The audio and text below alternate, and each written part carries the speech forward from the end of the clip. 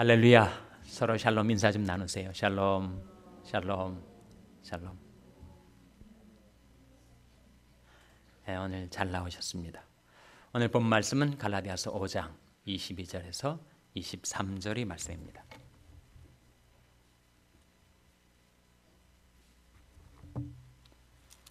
갈라디아서 5장 22절에서 23절의 말씀을 찾아서 함께 봉독하겠습니다.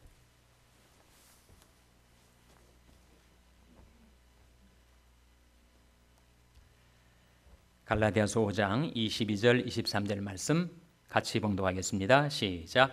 오직 성령의 열매는 사랑과 희락과 화평과 오래 참음과 자비와 양선과 충성과 온유와 절제니 이 같은 것을 금지할 법이 없느니라. 아멘. 네, 오늘 날씨가 좀 더운 것 같아서 제가 숯을 벗었습니다. 유감 없으시죠?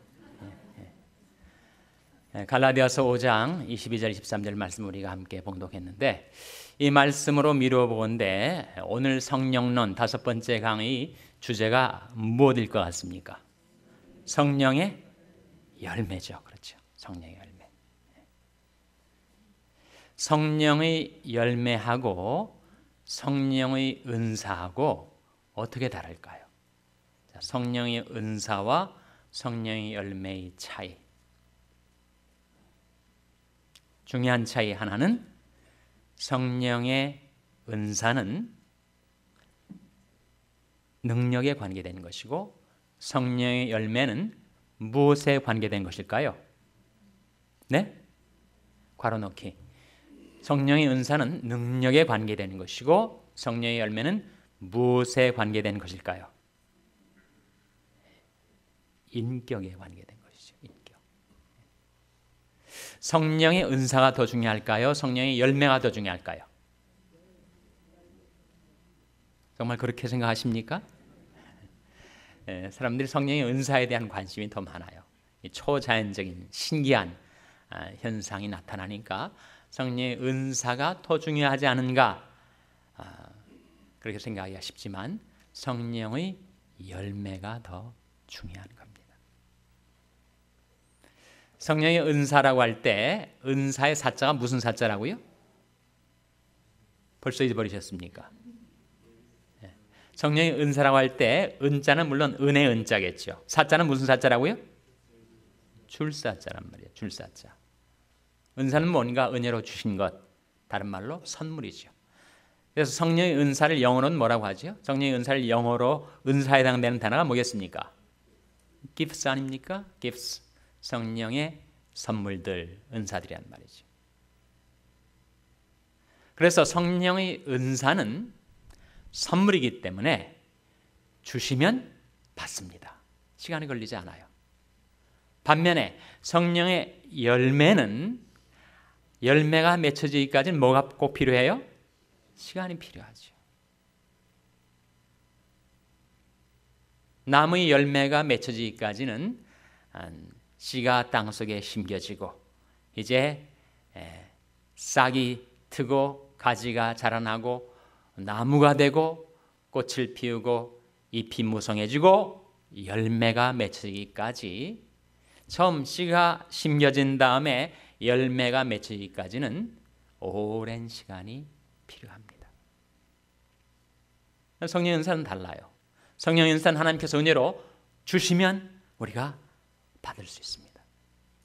성령의 열매를 맺히게 되기까지는 오랜 세월이 걸립니다. 성령의 은사는 우리가 원래 없었던 재능이나 능력이 예수 믿고 나서 우리가 그리스도 안에 들어오게 되었을 때 성령으로 말미암아 새롭게 우리에게 부여된 영적인 재능과 능력을 가리켜서 다시 뭐라고 한다고요? 성령의 은사라고 한다. 그러나 성령의 열매는 무엇인가? 우리가 성령을 마음속에 모시고 성령과 오래도록 동행하며 함께 살다 보니까 성령의 품성을 닮아 변화되어가는 나의 인격. 그 인격의 변화가 인격의 성숙이 바로 성령의 열매라는 거예요. 물론 성령의 은사와 성령의 열매의 공통점이 있습니다. 공통점이 뭘까요? 성령의 은사와 성령의 열매의 공통점, 둘 다 뭐가 들어가요? 성령의가 들어가지 않습니까? 둘 다 성령의 역사예요. 성령의 역사인데 성령의 은사와 성령의 열매의 중요한 공통점은 둘 다 하나님의 값진 대가 지불이 있었다. 무슨 말인가 하면 여러분이 누구에게 선물을 하신 적 있어요? 뭐 넥타이를 선물하시든 머플러를 선물하시든 뭔가를 선물할 때 선물을 받은 사람은 정말 감사하게 반갑게 그 순간 받을 뿐이지만 선물을 주는 사람에게는 그 선물을 주기까지 오랜 준비와 대가 지불이 필요합니다. 무슨 선물을 할까 고민도 하고 또 그것이 값비싼 것이든 그렇게 비싸지 않은 것이든 여전히 자기가 비용을 지불해서 백화점에 가든 또 스토어에 가든 자기 호주머니에서 그 선물을 사기 위해서 값을 지불하고 그것을 집으로 가져와서 상대방이 기쁘게 받을 수 있도록 예쁘게 포장을 하고 그리고 선물 전달하는 것도 쉽지 않습니다. 그래서 어떤 방식으로 어떠한 때 어떤 장소에서 어떤 분위기로 전달하는가 그것까지 신경을 쓰면서 받는 사람은 순간 받지만 주는 사람은 그 선물을 주기까지 오랜 동안 노력하고 준비하고 대가를 지불하고 그래서 선물이 전달이 되는 겁니다.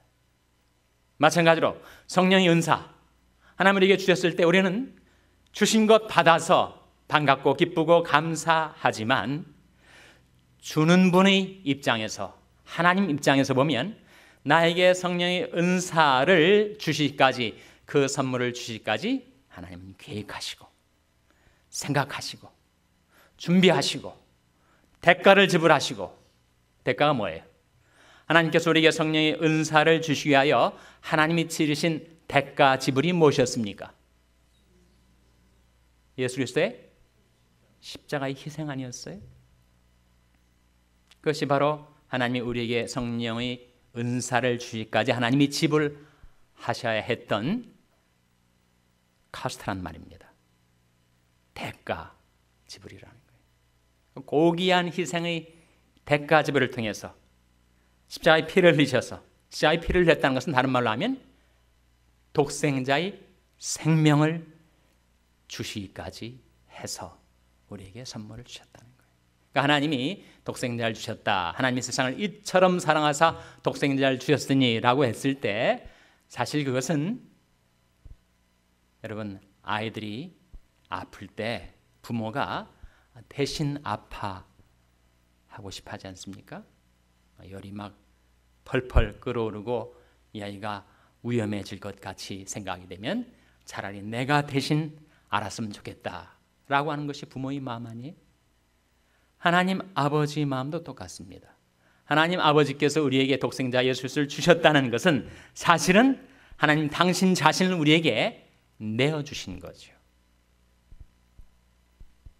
그래서 교회를 가리켜서 뭐로 샀다고 하죠? 제가 축도할 때마다 항상 그렇게 축도를 드리는데 무엇으로 교회를 사셨다고 하죠? 그리스도의 피로 사셨다고 하지 않습니까? 근데 사도행전 20장 28절에 보시면 그리스도의 피로 산 것이 아니라 뭐로 샀다고 나오는지 한번 보세요. 사도행전 20장 28절. 사도행전 20장 28절 말씀 찾아서 같이 읽겠습니다. 몇 페이지죠? 신약성경 223면 신약성경 223면 사도행전 20장 28절 말씀 같이 읽겠습니다. 시작. 너희는 자기를 위하여 또는 온 양떼를 위하여 삼가라. 성령이 저들 가운데 너희로 감독자를 삼고 하나님이 자기 피로 사신 교회를 치게 하셨느니라. 이 말씀 속에 교회를 자기 피로 사셨는데 누구 피를 말합니까? 하나님이 자기 피로. 하나님이 자기 피로 교회를 사셨다는 것은 하나님 자신을 우리에게 내어 주시는 대가 지불을 통해서 교회를 구속하셨다는 거죠. 그러니까 하나님께서 우리에게 성령의 은사를 주시기 위하여 하나님이 지불하신 대가는 바로 피란 말입니다. 생명의 피, 독생자의 생명, 자기의 생명을 우리에게 내어 주심으로써 우리에게 성령을 선물로 주실 수 있게 되었다. 성령의 열매도 똑같습니다. 자기 생명을 내어주신 하나님의 사랑의 수고, 사랑의 희생, 그 대가 지불이 없었다면 우리 성령의 열매를 맺을 수 있는 가능성은 처음부터 봉쇄되고 말았을 것이에요. 그 점에 있어서 둘 다 성령의 은사나 성령의 열매나 그것은 십자가의 희생을 통해서 가능했던 것이다 하는 점에 있어서 공통점이 있습니다. 그러나 차이점은 다시 한번 성령의 은사는 재능과 능력에 관한 것이고 그리고 성령의 열매는 인격과 생활에 대한 것이다. 그 점에 있어서 차이점이 있고 그렇기 때문에 성령의 은사는 주시면 그 순간 받아들 수 있고 활용할 수 있지만 성령의 열매를 맺히기까지는 무엇이 필요하다고요? 다시 한번 시간이 필요하다. 그 시간도 오랜 시간이 필요합니다.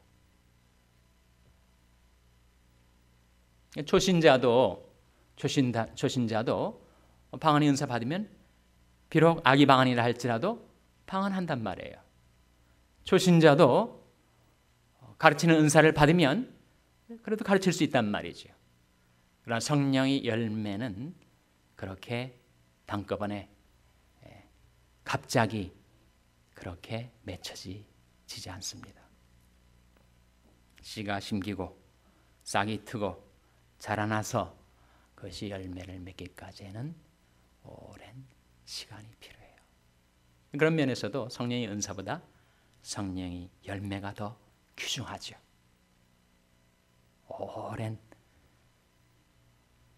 세월을 통해서 맺혀지는 귀중한 열매이니까요. 그래서 우리가 이제 오늘 성령의 열매에 대해서 보고 있습니다. 다시 본문으로 돌아오겠습니다. 갈라디아서 5장 22절 23절 말씀 다시 한번 같이 읽겠습니다. 시작. 오직 성령의 열매는 사랑과 희락과 화평과 오래 참음과 자비와 양선과 충성과 온유와 절제니 이 같은 것을 금지할 법이 없느니라. 몇 가지 성령의 열매가 나오죠? 9가지가 나옵니다. 성령의 은사는 몇 가지였죠? 에베소 4장에서는 5가지, 로마서 12장에서는 7가지, 그리고 고린도전서 12장에서 몇 가지였어요? 거의 9가지였지 않습니까? 고린도전서 12장에 나와 있던 성령의 은사가 9가지인 점과 여기 성령의 열매가 9가지인 점에 또 한 가지 공통점이 있습니다. 자, 성령의 열매는 이런 9가지인데 이 같은 것을 금지할 법이 없느냐, 이게 무슨 말이에요? 예? 금지할 법이 없느냐가 무슨 말입니까? 이 법은 뭘 가리키죠? 단순한 이치가 아니고 무슨 율법을 가리킵니다. 그러니까 성령의 열매를 금지할 수 있는 율법은 하나도 없어요. 여러분, 하나님이 내려주신 율법이 어떻게 성령의 열매를 금지할 수가 있겠습니까? 하나님이 진정한 율법의 정신과 성령과는 상통합니다. 한 영의 흐름이 있다는 거예요. 그러니까 일치된 영인데 어찌 서로 상충하고 모순되고 서로가 서로를 견제하거나 금지할 수가 있겠는가? 그럴 리가 없다는 거죠. 뿐만 아니라 성령의 열매는 율법을 넘어서는 것입니다.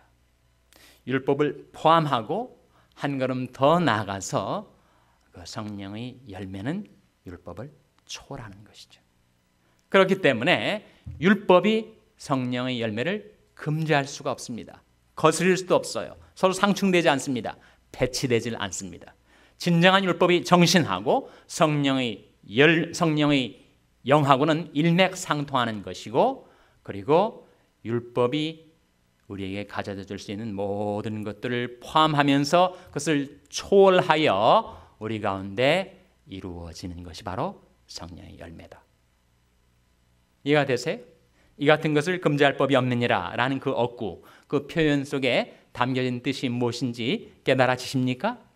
네, 좋습니다. 그래서 성령의 열매 9가지 한 가지씩 간략하게 생각해 보겠어요. 오직 성령의 열매는 첫 번째가 뭡니까? 첫 번째가 사랑이에요. 마지막 번째가 뭐예요? 절제입니다. 성령의 열매 중에서 첫 번째가 사랑이다. 의미심장하죠. 성경에서 하나님이 이것이다, A is B 형태로 하나님의 속성을 드러내준 말씀이 뭐죠? 하나님은 사랑이시라. 하나님의 본체가 사랑이십니다. 하나님이 제일 가는 핵심적인 속성이 바로 사랑이세요. 하나님은 사랑이십니다. 이상의 모든 참 사랑들은 하나님에게서 나왔어요. 자식에 대한 어머니의 사랑, 근데 사실은 하나님이 집어넣어 주신 것이죠. 지고지순한 사랑은 다 하나님에게서 나온 것입니다. 하나님이 사랑이시기 때문에 하나님이 사랑의 근원이십니다. 그런데 하나님이 사랑이시다, 어디에 나온 말씀이죠? 구약일 것 같습니까? 신약일 것 같습니까? 신약일 것 같죠. 신약 성경 중에서도 요한일서 4장, 참 이 주소는 아리까리해요. 항상 들어도 거기가 거긴가 하고 숫자가. 요한일서 4장 8절하고 요한일서 4장 16절에 하나님은 사랑이시라 그런 말씀이 나옵니다. 하나님이 사랑이시기 때문에 하나님의 영이신 성령도 사랑이십니다. 성령을 모시고 성령과 오랫동안 더불어 살다 보면 내 안에 사랑이 싹이 트고 자라기 시작합니다. 여러분, 인간의 죄성이 무엇일까? 이 죄라는 말을 그냥 기독교에서 하는 종교적인 컨셉으로 사람들이 대충 그냥 넘겨버립니다. 죄는 실체예요. 근데 그 죄는 힘입니다. 죄는 강력하게 사람들을 사로잡는 그런 실체인데, 그 죄의 가운데 들어있는 게 뭘까요? 죄의 가운데. 예? 죄의 가운데 들어있는 게 뭐예요? 죄를 영어로 뭐라고 하죠? sin이라고 합니다. sin이라는 단어의 가운데 뭐가 들어있어요? I가 들어있단 말이에요. I가 뭐예요? 나 아닙니까? 나? 죄의 핵심은 자기 중심성입니다. self-centeredness, 자기 중심성, 이기심이죠.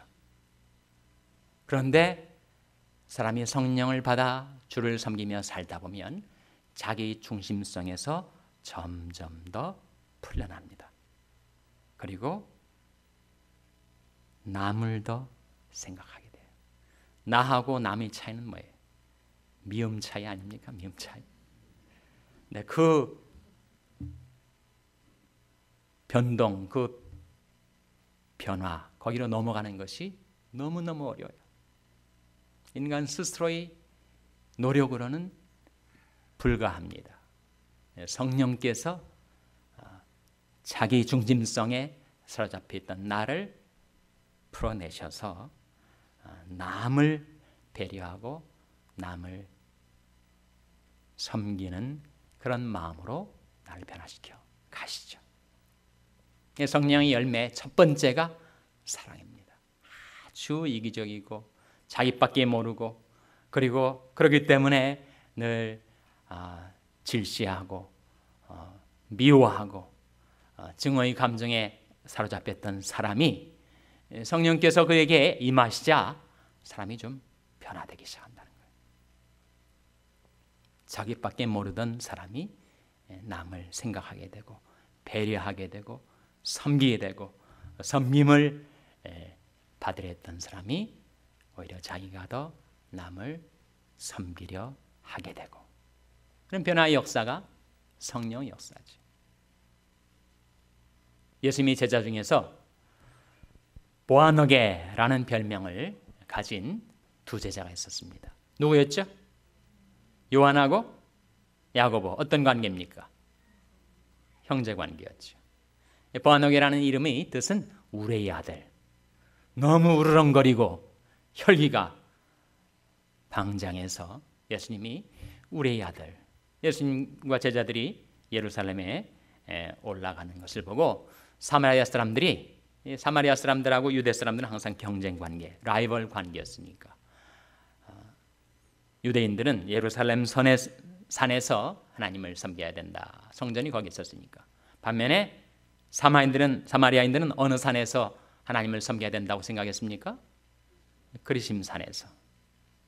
그러니까 예수님이 일행이 예루살렘으로 향해 있는 것을 알고 환영을 안 했습니다. 영접을 하지 않아요. 그러니까 이 우리의 아들들이 으르렁거리면서 주님, 이들이 우리를 무시했습니다. 우리를 박대했습니다. 당장 하늘에서 불이 내려서 이 자들을 멸하게 하리까? 그랬더니 예수님 뭐라고 하셨습니까? 너희가 무슨 정신으로 이 말을 하는지 모르겠구나. 이때 정신이 뭐라고요? 정신이 영이란 말이에요. 스피릿. 너희들이 무슨 영으로 이 말을 하는지 모르겠구나. 정말 혈기의 영, 미움의 영, 또 바이올런트한 그런 영을 갖고 살았던 이 우리의 아들들이 예수님이 손에 붙잡혀서 그들이 변화되기 시작하는 거예요.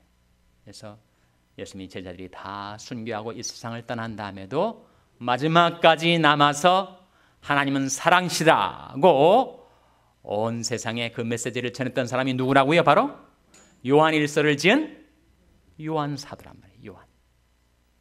어떻게 그렇게 자기중심적이고 폭력적이고 그리고 혈기와 믿음이 가득 찼었던 그 사람이 위대한 사랑의 사도로 바뀌어질 수가 있었을까?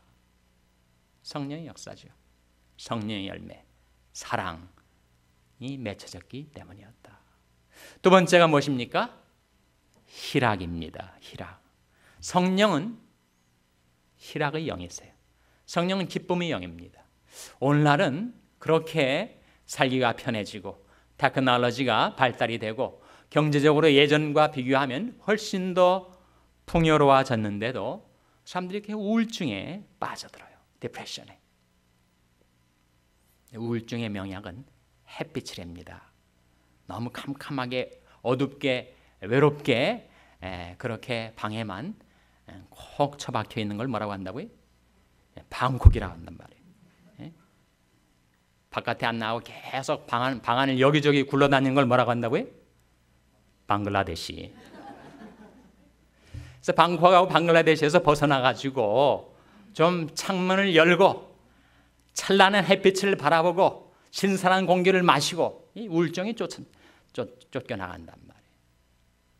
사람이 자꾸 침울해지고 우울해지고 디프레션에 빠져들고 그러면 건강한 정신성을 잃어버리게 되는데 여러분 하나님이 자연 치료약으로 햇빛을 주시고 산소를 주시지만 우울증의 가장 확실한 처방은 뭐라는 겁니까? 성령이십니다. 성령. 성령을 가리켜서 뭐라고 하죠?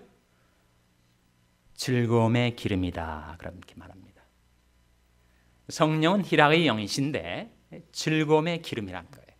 정말 빡빡하게 돌아가지 않던 내 심령, 내 삶 속에 성령의 기름이 인쳐지게 되면 그때부터 사람이 신명이 나고 즐거워지고 아주 사소한 곳에도 감사와 기쁨을 느끼고 사람이 달라지기 시작한다는 거예요. 자, 성령을 가리켜서 즐거움의 기름이다 라고 하는 표현이 히브리서 1장 6절에 나옵니다. 한번 보시기 바랍니다. 히브리서 1장 6절. 히브리서 1장 9절입니다. 히브리서 1장 9절. 신약성경 353면 히브리서 1장 9절 말씀 같이 읽겠습니다. 시작. 내가 의를 사랑하고 불법을 미워하였으니 그러므로 하나님 곧 너희 하나님이 즐거움의 기름을 내게 부어 내 동료들보다 승하게 하셨도다 하였고, 여기에 뭐가 나오죠? 하나님이 무엇을 부어주셨다고요? 즐거움의 기름. 이 즐거움의 기름이 뭘 가리킨다고요? 성령을 가리킵니다. 사람이 성령을 받으면 즐거워집니다. 성령을 모시고 살면 기뻐져요. 그래서 우울했던 사람, 침울했던 사람, 늘 마음이 어둡고 답답하고 괴로웠던 사람의 마음에 즐거움의 기름이 부어지니까 기쁨이 생겨난다는 겁니다. 예수님이 Man of Sorrows, 비애의 사람이었지만 예수님은 또한 Man of Joys, 기쁨의 사람이 되실 수가 있었던 것은 바로 늘 성령 안에서 기뻐했기 때문에. 세상을 바라보면 주님도 우울하셨을 것 같아요.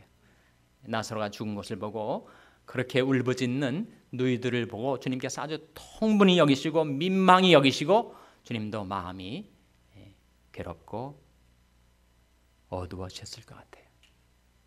세상을 바라보면 어두워지는 나의 마음이 성령 안에서 기뻐하게 되면 나는 희락의 열매를 맺게 된다.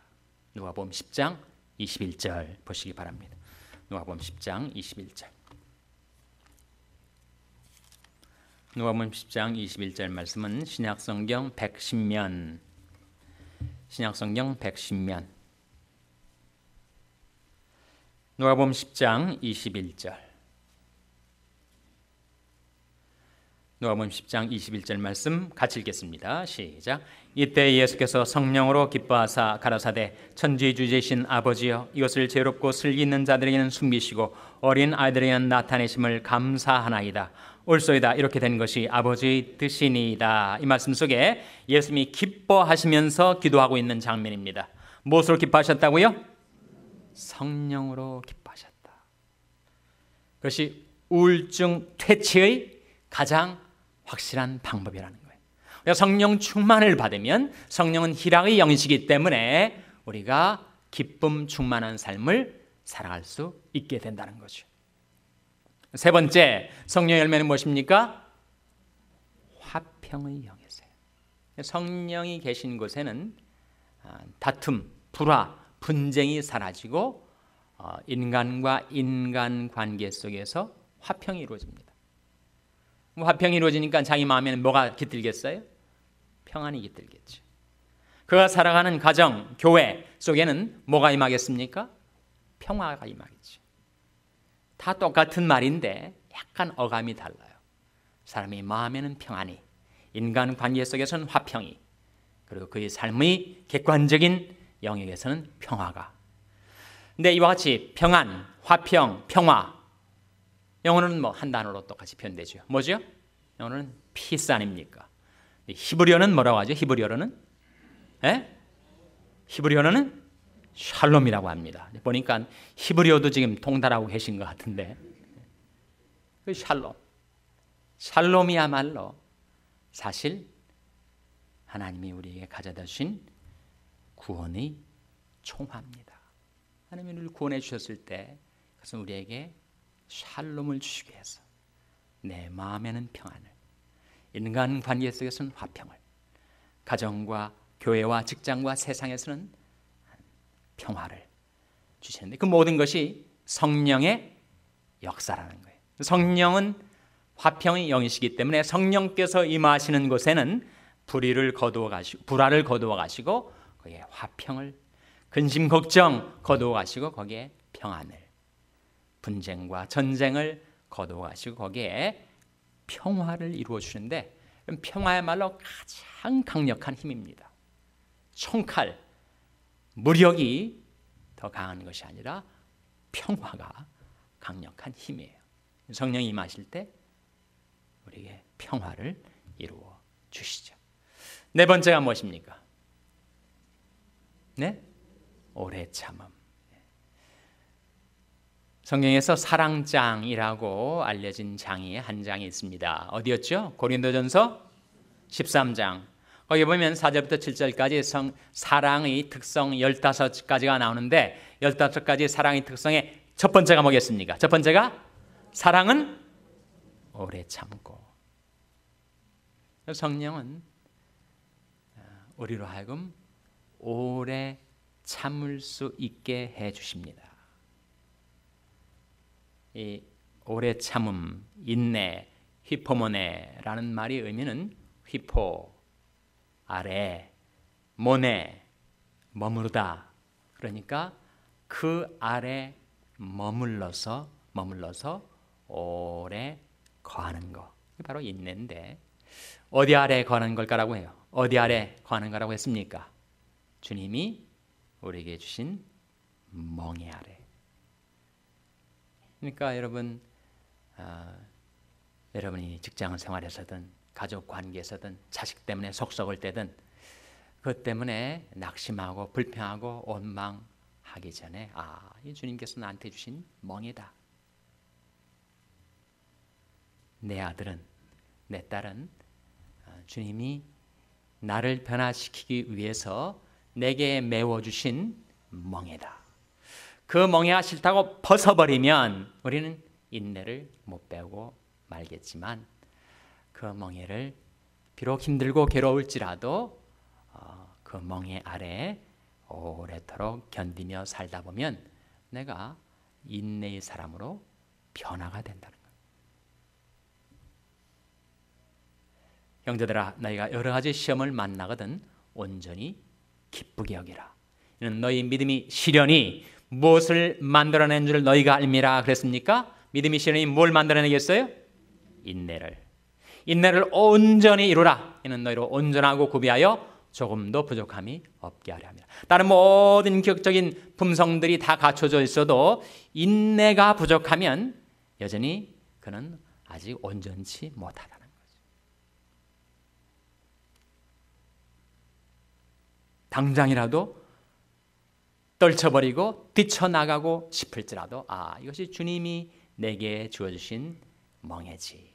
그 멍에를 메고 그 멍에 아래 오래 거할 수 있는 능력이 인내입니다.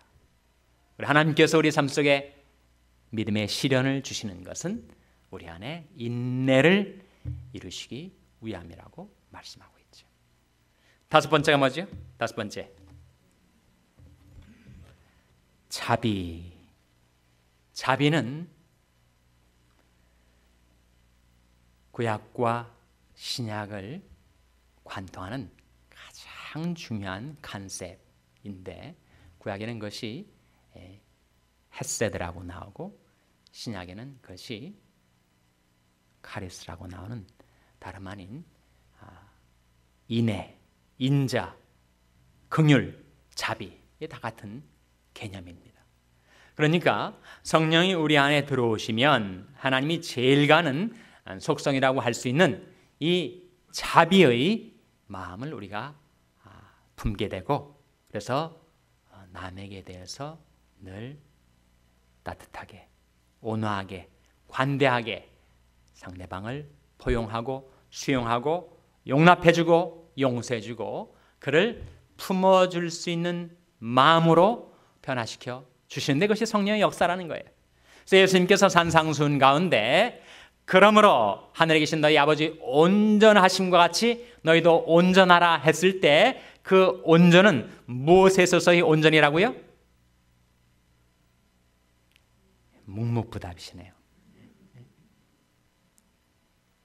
하늘에 계신 너희 아버지 온전하신 것 같이 너희도 온전하라 했을 때 우리도 하나님처럼 지식에 있어서 온전하고 능력에 있어서 온전하고 무소부자함에 있어서 온전하라는 말씀일까요? 무엇에 있어서 온전함이라고요?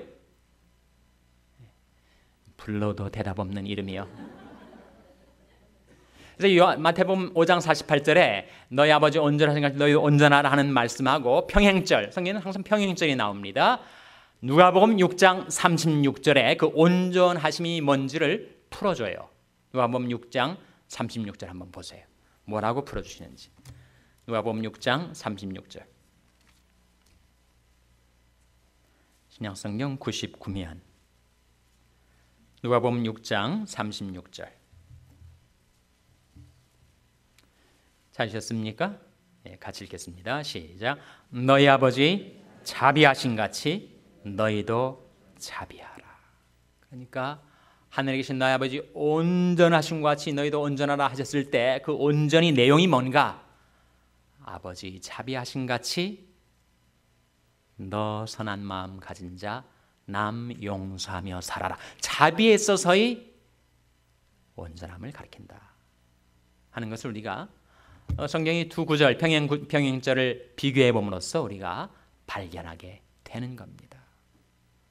인간은 스스로의 노력으로 마음을 먹는다고 작심한다고 사람이 자비로운 사람으로 변화되질 않아요. 그것은 성령의 열매라는 것입니다. 그 다음 열매가 무엇이죠?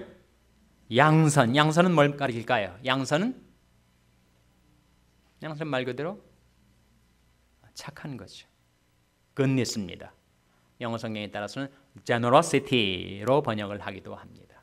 근데 양선을 아주 쉽게 말하면 사람이 양선의 품성을 갖게 되면 그 사람은 뭘 잘할까요? 뭘 잘하겠습니까? 남한테 주는 걸 잘합니다. 주는 거. 양선이 특성이에요. 양성이 실제로 우리 생활 속에 나타나는 모습은 남에게 주는 걸로 나와요. 하나님이 선하신 하나님이시기 때문에 우리에게 자꾸 주시죠. 우리 생활에 필요한 것도 주시고 건강도 주시고 평안도 주시고 다 주시는데 하나님이 주신 최대의 가장 큰 것 주신 건 뭐죠? 하나님이 세상을 이처럼 사랑하사 뭘 주셨다고요? 독생자를 주셨습니다. 주셨으니 그것이 바로 양선, 하나님이 선하심을 보여주는 대목입니다. 그래서 끊임없이 끌어모으고 자기 것으로 삼고 장악하고 챙기고 붙잡고 그렇게 살아가는 자연적인 본성을 지닌 우리였는데 성령께서 오시게 되면 주게 된다는 거예요. 하나님에게도 드리고 남에게도 주고 자꾸 내게 있는 것들을 주는 쪽으로 방향이 바뀌게 된다는 거예요. 성령의 역사입니다. 주되 관대하게. 그래서 양손을 번역하면서 goodness 또는 generosity라고 번역을 하는 이유가 거기에 있어요.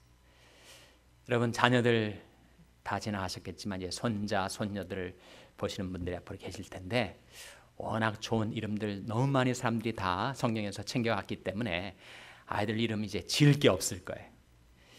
그때 손자를 보신 사람에게 제가 한 가지 추천해 줄 좋은 이름이 한 가지 있기는 합니다. 뭐겠습니까? 양선입니다. 양선.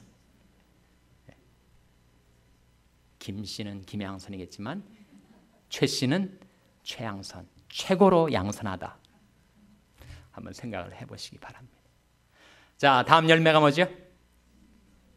충성도 성령의 열매입니다. 하나님이 충성스러운 하나님이시다. 외람된 표현 같지만 사실은 성경이 God is faithful 이라고 하는데 그 하나님은 신실하시다. 신실이라는 것이 충성과 똑같은 단어입니다. 헬라어로는 똑같은 피스토스라는 단어인데 특이하게도 말이죠. 충성은 언제 생기는가? 믿음이 가득 찰 때 생깁니다. 영어로 믿음을 뭐라고 하죠? faith라고 합니다. 영어로 충성을 뭐라고 하죠? faithful이라고 하죠. 그러니까 믿음이 가득 찬 것이 충성스러운 거는 말이에요. 특이하게도 헬라어도 똑같아서 헬라어로 믿음을 피스티스라고 하고 충성되다 형용사로 피스토스라고 합니다. 비슷하지 않아요? 피스티스, 피스토스. 믿음이 가득 찰 때 우리는 충성스러운 사람으로 변화가 됩니다.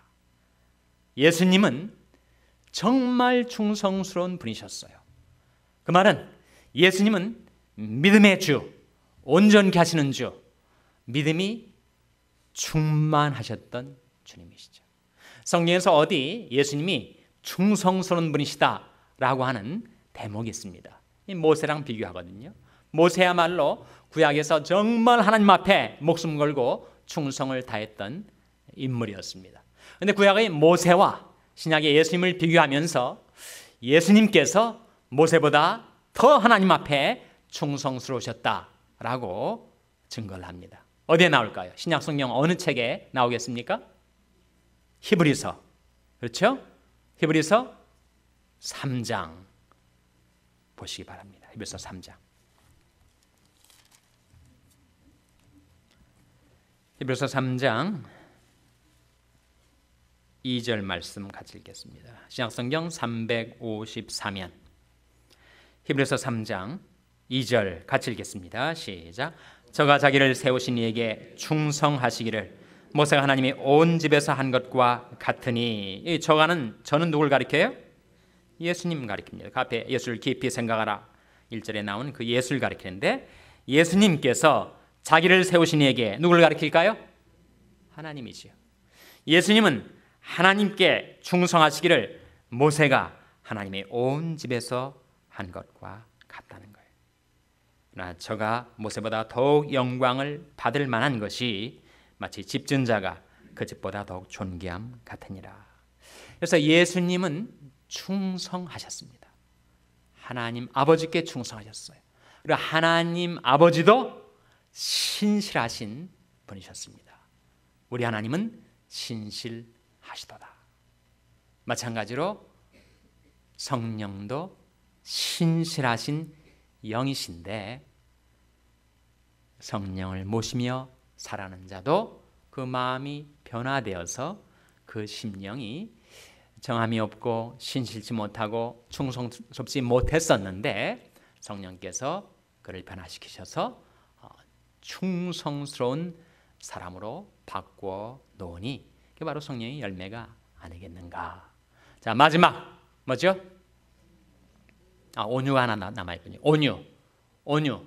온유는 예수님께서 자기 자신을 가리켜서 나는 이러한 성품을 가졌다라고 아주 희귀한 드문 대목인데 나는 이렇다. 예수님이 자기 진술, 자기 표현, 자기 묘사라고 할 수 있는데 거기 뭐라고 했습니까? 나는 마음이 온유하고 겸손하니. 그래서 온유는 예수님의 속성이요 하나님의 속성입니다. 온유가 실제로 나타날 때는 늘 부드럽게, 온화하게, 따뜻하게, 양순하게 남에게 양보도 잘하고 손해도 잘 보고 늘 남을 앞세우고 그렇게 살기가 정말 쉽지 않습니다. 이 세상에서 이렇게 살벌하고 경쟁적인 세상에서 정말 온유하다 보면 그 사람은 짓밟히기가 쉽죠. 하나님이 뒷배를 봐주셔가지고 하나님을 기대하고 남에게 양보 잘하며 사는 자를 하나님 축복해 주십니다. 온유는 예수님의 성품, 하나님의 성품. 성령을 모셔 살다 보면 나도 바뀌어지게 되는 성품. 마지막 9번째 뭐라고요? 절제. 절제는 모든 앞선 8가지 성령의 열매를 성령의 열매 되게 하는 그런 귀중한 힘입니다. 그래서 잠언 말씀에 보면 정말 전쟁에 나가서 난공불락의 요새를 무너뜨리고 점령하는 그런 장수보다도 누가 더 실제로 강한 자라고요? self control, 자기 자신을 절제할 수 있는 능력을 가진 사람. 제가 어느 날 자동차를 고치러 갔는데 미케닉 가게 앞에 이 배너가 붙여져 있는데 이런 말이 써 있더라고요. Power without control is nothing. 그렇게 써 있더라고요. 통제가 되지 않는 힘은 아무것도 아니다. 맞다고 생각했어요. 좀 더 생각을 보니까 그 정도만이 아니에요. Power without control, 통제되지 않은 힘은 nothing, 아무것도 아닐 뿐만 아니라 destructive, 파괴적일 수가 있습니다. harmful, 해로울 수가 있어요. 힘은 좋은 것이지만 그 힘이 통제가 되지 않는, 절제가 되지 않는 힘은 오히려 남을 상하게 하고 해롭게 하고 또 파괴적일 수가 있습니다. 그래서 절제는 앞선 모든 성령의 열매를 진정한 열매 되게 하는 힘인데, 참 절제가 어렵지 않습니까, 여러분? 인간이 스스로를 통제한다는 것이 너무너무 어려운데, 인간에는 그만큼 강렬한 욕망이 있고 고집이 있고 그리고 자기 중심성이 있는데, 그것을 꺾어놓고 통제할 수 있는 힘은 성령밖에 없다는 거죠. 그래서 절제가 성령의 열매라는 것입니다. 우리 9가지를 일별해 보았는데 이 9가지의 성령의 열매들은 다 누구의 품성을 가리켜요? 성령의 품성을 가리킵니다. 누구의 인격을 보여주는 거예요? 예수 그리스도의 인격을 보여주는 거예요. 누구의 형상을 보여주는 것입니까? 하나님의 형상을 보여주는 거예요. 그래서 이 9가지 인격적인 성품들은 사실은 다 하나님의 성품, 예수님의 성품, 성령님의 성품을 우리에게 보여주는 것인데, 마지막으로 과연 인간이 그렇게 자기 중심적이고 이기적이고 또 온갖 못된 성품들을 가지고 사는 우리 인간이 어떻게 이렇게 하나님의 형상으로 예수님의 인격으로 성령님의 품성으로 변화되어 갈 수 있을까? 어떻게 가능하다고요? 2가지만 말씀드려요. 첫째는 열매가 맺혀지기 위해서는 맨 먼저 뭐가 심겨져야 됩니까? 씨가 심겨져야 돼요. 성령을 모셔야 됩니다. 일단 성령의 내주가 이루어지지 않고는 그 모든 성령의 열매를 맺혀가는 과정들은 아예 시작이 안 돼. 액티베이트가 안 되는 겁니다. 첫 번째, 우리가 회개하고 예수 믿어 성령을 모실 때 성령이 내 안에 들어오셔야 성령의 씨가 내 마음, 내 인격, 내 삶 속에 심겨지는 것이죠. 그 다음에는 뭐가 필요한가? 그 다음에는 잠언 13장 20절 말씀에 지혜로운 자와 동행하면 지혜를 얻고 미련한 자와 사귀면 해를 받느니라. 잠언 27장 17절 말씀에 철이 철을 날카롭게 하는 것처럼 사람의 친구의 얼굴을 빛나게 하느니라. 이 말씀들이 보여주는 것이 뭐예요? 성령의 열매를 맺어 가려면 성령의 씨를 마음속에 받아들인 다음에 그 다음에 우리에게 필요한 것이 뭐라는 거예요? 우리 평생 성령과 더불어 사는 것. 성령과 늘 대화하고 성령과 상의하고 성령의 음성을 구하고 성령과 동행하고, 그렇게 살다 보면 나도 모르는 사이에 점점 성령님을 닮아 내가 바뀌어지지 않겠는가? 그거 외에는 다른 방법이 없다는 거죠. 더불어 사는 것 외에는 성령님 모시고 성령님과 늘 대화하고 성령님과 교통하고 성령님과 동행하는 삶을 살면서 평생 성령과 함께 사는 것 외에는 사람이 성령을 닮아 변화될 길이 따로 없지 않겠는가? 그래서 성령과 늘 함께 살다 보니까 영향을 받겠죠. 사람이 함께 살면 꼭 영향 받지 않습니까? 성령을 모시고 늘 살다 보니까 성령의 감동을 받아서 내 마음속에 있는 온갖 죄악된 성품들이 하나씩 둘씩 빠져나가게 되고 성령의 새로운 성품들이 내 안에 자리 잡게 되고, 그것이 싹이 트고 자라나 열매를 맺게 되는 것을 가리켜서 성령의 열매라고 한다. 그래서 우리와 우리 자녀들을 생각할 때에도 정말 성령의 열매 외에는 우리는 정말 가망이 없다. 성령의 역사 아니고서는 우리가 하나님의 형상을 회복하고 예수 그리스도의 인격을 닮아가는 것은 불가능합니다.